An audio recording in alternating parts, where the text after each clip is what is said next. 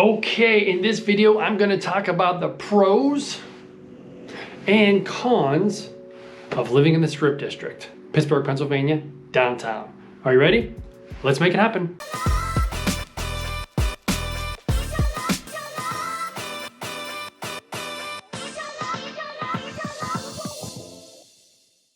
So just a little fun fact, you might be thinking, how did the Strip District get its name? Is it like a red light district? Is there, strip clubs there? No.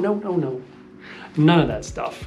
Nobody knows exactly how the Strip District got its name. It doesn't sound good, I admit it. But it is rumored to have gotten its name because it is about a 1.5 strip long of straight road that parallels Penn Avenue and Liberty Avenue coming out of the city or going into the city. Okay, in this video, I have 5 pros and 4 cons. And I mean, the Strip District is a fantastic place, so it was a struggle to get those 4 cons, but we're gonna start with pro number 1. Pro number 1 is the Strip District is close to just about everything. It's very centralized. So the downtown, it's really the first neighborhood right out of downtown proper, so to speak. So you have the core of Pittsburgh with, the big skyscrapers and stuff. And the next area up is the Strip District. So it has a lot of value because it isn't in the core of downtown, but I mean, you could walk there, jog there, bike there, whatever you needed to do very easily. So I already talked about how close it is to the downtown core. If you go, so there's this downtown, the Strip District, and then the next city, next part of the city up is called Lawrenceville, Pennsylvania, which I've done videos on and I'll do more videos on in the future. But it's very quick and easy to get to Lawrenceville, which is a burgeoning area of Pittsburgh. It used to be very hipster style, but that is kind of changed over to professionals, young professionals. So don't have the costs associated with downtown Pittsburgh, and you're not as inexpensive as Lawrenceville. As you get away from the city, the value goes down, so to speak. So you're centralized to downtown Lawrenceville. You can go across the river via 2 bridges. One bridge is the David McCullough Bridge, which is the bridge down by the city of Pittsburgh, on the city of Pittsburgh end of the Strip District. And then there's the 31st Street Bridge, which is on the end of the Strip District furthest away from the city. And that takes you right over to Route 28, which from there you can get to 279, 79, Parkway, Turnpike, etc. So 28 would be your main artery you jump on if you wanted to get to the airport, so to speak. So some other towns or parts of Pittsburgh that are hot areas that the Strip District is close to is going to be Shadyside, Squirrel Hill, Oakland, Bloomfield area, which has some hospitals and universities, so to speak. So the Strip District is very good as far as geographics for occupants and work. Not a lot of business. There are some businesses in the Strip, but obviously the downtown core is where most of the businesses are. And we're going to talk about housing here in the Strip District coming up next. So pro number 1, I called it centralized, but very good geolocation to the surrounding areas. Okay, so I'm going to go with con number 1. Con number 1 is the Strip District is pretty expensive.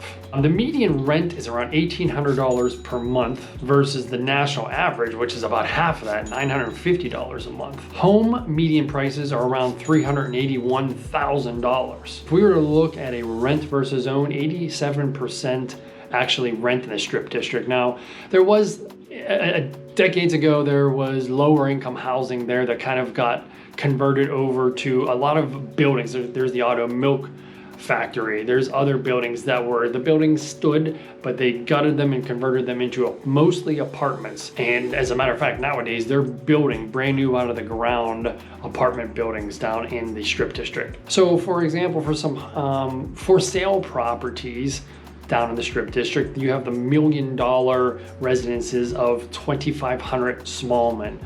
There's only a couple townhouses there, and I don't think you can get them for under 2 million, up to 4 or 5 million. Another purchase opportunity is the refinery, and that's right in the Strip District, and it's brand new. They literally just started moving residences in within the last couple of months. Not quite luxury, of course. Penthouses in most cities will be in the $1 million range, but you can get units in the refinery for less money. Of course, if you're interested in moving to Pittsburgh, relocating into Pittsburgh, I am your guy. I've represented many buyers and sellers in and around the whole Pittsburgh area, so I've got a good pulse in the condo buyers market for sure. All right, so you find this information useful? Plenty more to come. Do me a favor, hit the subscribe button. Bing! If you're watching this on YouTube, of course, and hit the bell. If you hit that bell and select all notifications, that is going to, anytime I put a video on, it's gonna go right to your app or right to your inbox and let you know that, hey, Brian posted another awesome video. Okay, so we are on pro number 2. I'm gonna call it eats. I had it in my notes as restaurants, but we're just gonna go eats. There are so many good places to eat in the Strip District. First place I'm gonna talk about is a place called Kelly O's. I recently just had brunch there over the weekend. Fantastic brunch. It was on HGTV's Diners, Drive-Ins, and Dives. It's a staple of the Strip District. It's been there for quite some time, and it is a fantastic place for hangover. I call it hangover food. So many moons ago, when I used to boat downtown and party on the weekends and drink a lot, we would pass out and go down there and get, carb up, get potatoes, pancakes. I mean, the potatoes are fresh cut potatoes. So you definitely, it's diner food. You definitely want to make a point to go to Kelly O's. The next place is a new place called Dinois. We will put that name up because it's kind of hard to spell. Now, this place has a bunch of homemade pastas, pastries, breads, etc. It has a little bit of outdoor seating. It's a great place to go on the weekends. Again, Kelly O's and Dinois, two very, very good places for brunch on the weekends. Check your local listings, and some of those may just be on Sundays. Okay, for my beer folk. There's a bunch of different beer opportunities, but Cinderlands is a brewery that has a rooftop deck that also has food. It's a very cool place. A new place in the Strip District.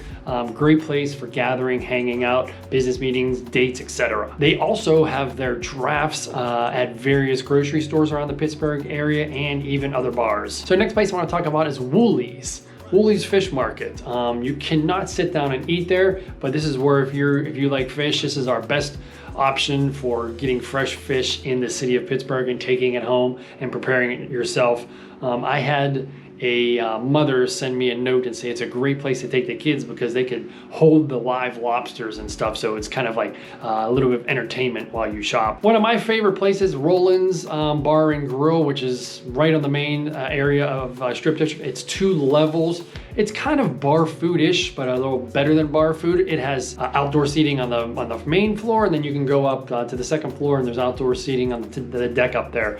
There have been many times where one of my friends, Mark Hanlovich, has a boat at the Lockwall Marina. We would go out and boat and come back and literally just walk from the boat to Roland's Bar and Grill, and they have good seafood. I've had amazing pizza there. If you're into beer, they have a fantastic bar as well. So Roland's Bar and Grill is a fantastic place to go to. All right, we've finally gotten to my favorite place, and that is Clavon's. Clavon's is an ice creamery. I absolutely love it. They serve Penn State ice cream, which is the college town of Penn State. It's pretty popular around the western part of Pennsylvania, from sundaes to floats to ice cream sodas, different candies. They even have paninis. There are many, many bike rides where I stop there at Clavon's and get ice cream. Highly recommend it. If you were like me and you like your coffee and you need your coffee fix, there are 2 places that are my hotspots, and that is going to be Leaf and Bean. It is a smoke shop. They have indoor seating and outdoor seating, and you can smoke a cigar, buy cigars, not smoke. I'm not a smoker, so I go there and they have super good coffee, super high octane coffee. I get the coffee, sit down, and people I don't even know, I just sit with them and ham it up and just start BSing while they're smoking their cigars. You can watch traffic, watch people come and go, great people watching as well. They even have whole bean coffee that you could bag up and take with you, which I do all the time. So Leaf and Bean is a fantastic coffee and cigar joint. The other place is La Prima. La Prima opened in 1988, and it was before I really got into coffee. It is another one of those places where I will go and buy my whole bean coffee and then have bags of it and bring it home and make coffee at home. So that's my 2 coffee fix places. coffee fixes, places that I recommend in the Strip District. Now I saved the best for last. Pittsburgh is world renowned, famous for Primanti Brothers sandwiches. So what this is, and maybe it's a Pittsburgh thing, I don't know. It's 2 pieces of fresh Italian bread, fresh coleslaw, fresh cut fries, and then whatever type of sandwich you get. Like those things are the staple. They put that on every sandwich, or that's what they make it out of. Now, if you want fish, you can have the fish put on. If you want ham and cheese, I mean, they have the sandwiches up on the wall you could choose from. It could be meatball. It doesn't matter what it is. It's going to come with all those items I just talked about, unless you have them take it off or not put it on. But the sandwich is literally, I'm not even kidding, about this high. It's amazing. So Primanti Brothers has been around since I've been a kid, and it's known for celebrities and athletes. When they're in town, you will see them come and take pictures with the Primanti sandwich. So it's kind of world renowned. The original one is in the Strip District, been there forever. It is and I don't want you to start thinking I have a drinking problem. I actually don't drink anymore, but back in the day when we used to go out and drink and party at nightclubs and have beer and all that, whenever we were done, Primanti Brothers was always open beyond 2 a.m. and it was known to go and get a Primanti sandwich to try to sop up all that bread. So, you know, you've got the Primanti Brothers after a night of drinking, and then when you get up in the morning, you go to Kelly O's. It's not the best thing for your waistline, but it's the best thing for the hangover. And that's gonna wrap up pro number 2. And I mean, I just touched on some restaurants, coffee, etc. There are a lot more. By no means is this a totally inclusive list of the Strip District restaurants, coffee shops, etc. Okay, so con number 2 is going to be potholes. You're probably going to see this in a lot of my videos in Pittsburgh. That's because potholes are a thing in Pittsburgh. Potholes is huge because we get really hot and humid here in the summer, and we get really cold and frigid here in, I'd say, January, February. So it's really only hot and really cold 2 months of the year. But the contraction and expansion of the concrete or asphalt will tend to pop out the weak points, which makes potholes. Okay, pro number 3 is, being that you're in the city limits, there's no car needed. I actually am representing a buyer right now that had moved into Pittsburgh, rented from out of state, rented for a while, now is ready to buy a condo, and he's buying a to-be-built condo, meaning it's brand new construction, not even built yet. Has a car now, and he is in the process. He's like, as soon as I get that condo, I'm selling my car. So the Strip District is, see bullet point number 1, see pro number 1. It's so centralized that you don't even need to have a car. I represented another buyer a couple years ago that worked for Uber, which is in the Strip District, or maybe it's Lawrenceville, same general area, and they didn't have a car either. So pro number 3 is you do not have to have any type of car to get around in the city of Pittsburgh from the Strip District. Okay, con number 3 is crime and safety gets a C rating. There's about 1,200 assaults per year versus the national, which is only 283 assaults per year. There's 1,000 robberies versus the national average of 135, 2,275 burglaries versus the national, which is only 500. Theft is a whopping 13,500 annually versus the United States national of 2,042. Motor vehicle theft in the Strip District is 2,000 per year versus 284 per year. So, living here in the city of Pittsburgh, I live on Mount Washington. I can't say I've heard of any of these crimes being reported on the news. If you notice, there were no major crimes, so I wouldn't panic. I wouldn't be like, whoa, I'm not living in the Strip District because of that. A lot of those were minor offenses, but and that's why it's a C. There's nothing major bringing it down to a D or an F, but there's also, a substantial amount of small stuff, which prohibits it from being an A or a B rating. So, con number 3 is going to be crime and safety. All right, pro number 4, we're getting to the end. Did you hit the subscribe button yet? It's right there. Okay, pro number 4 is housing opportunities. There had been for years, maybe even decades, a housing shortage in the Strip District. So anytime a city falls into disrepair, unsavory occupants, and then whenever it cleans itself up, it cleans itself up in waves. So for the longest time, the Strip District was not desirable, not a very good place. So there wasn't very much housing. But the last 10 years especially, maybe even 20, the city of Pittsburgh did an about face. It's an amazing place to live, very safe, businesses being thrown up, housing, etc. And that's what leads me to pro number 4 is a lot more housing opportunities. For instance, there's the auto milk factory, which is purchases I already talked about the refinery, which is for sale units. There is something called the Yards at Three Crossings, which is all apartments, all rental. And it has amenities like a saltwater pool, club room, dog park, and much more. And I bicycle right by there. I've never been inside them. Some of them may even have a view of the river. I'm not quite sure, the Allegheny River, so don't quote me on that. But those are all rentals. There's something new down there called they call them the brownstones. They're just townhouses. Now, somebody commented on my Facebook post whenever I asked for the public opinion of pros and cons that we can't figure out why these brownstones are so expensive. They're, you think brownstones, you think these big townhouses like in New York City. What we have in Pittsburgh, these brownstones are just townhouses, just regular townhouses, no rooftop decks, no yards, no view of anything. But it's right in the heart of Strip District, and it's very expensive. Never even made it to the MLS. I think they pre-sold all of them, so I don't even know the prices on them.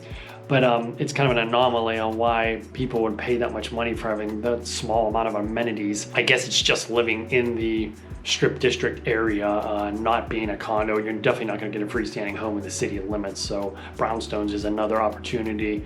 Actually, it's not an opportunity because they're already sold, but there'll probably be some resales as time goes on. Auto Milk Factory and the Cork Factory clearly were some sort of factory that did milk and corks back in the day. And these developers did the smart thing. They just gut the inside and build them out with condos. So the Auto Milk Factory and the Cork Factory are resales. Can you rent in there? I mean, there's not like a leasing office. Somebody may have bought it and then put it up for rent, possibly. And then the last place is the Break House Lofts. So you can check those out as well. Those are for sale units, not for rent. And again, I'm going to assume the building made breaks. All right, so that is pro number 4. All right, and struggling along with my con list for the Strip District is the last one, and I have a real reach, and that is number 4, crowded. During the weekdays, not so much, but people tend to gravitate towards Strip District on the weekends, and it gets crowded. Throw in a Steeler game, Pirate game, and or Penguin game. And the Cirque du Soleil would sometimes set up down there pre-COVID as well. It gets really crowded. I bike through there on the weekends. I try to jog in the morning sometimes on the weekends down there, and it's definitely crowded. So con number 4, our final con for the pros and cons of the Strip District is going to be it's really crowded, specifically on the weekends. Okay, final pro of the pros and cons list for the Strip District is going to be the David L. Lawrence Convention Center. A fun fact about the David L. Lawrence Convention Center is it's the largest column-free exhibit hall in the United States. Now, some of the events that I like to check out, or I'm glad are in town, is the furry convention. If you don't know what a furry convention is, it's a bit odd, but it's very friendly, peaceful, etc. And that is, people will make their own costumes that they get in of like furry, exaggerated furry animals, like maybe a bunny with some strange stuff, or even completely fictional characters that they make up. They make these costumes and they just go inside the convention center. And I don't exactly know what goes on inside the convention. I've never been inside, but it's a summertime activity, which I feel bad for them because they're in these heavy furry costumes, and it's usually, I think it's July, but it's very hot.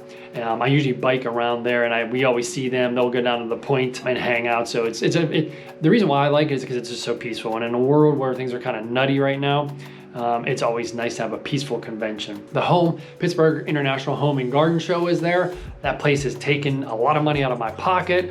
I've gotten an awning for my house. I've had my garage floor gemstoned and all this other stuff. It's tons of acres of home goods, etc. I mean, you can even log homes are set up there. Builders are set up there. I highly recommend it. I think it's a week to 10 days long.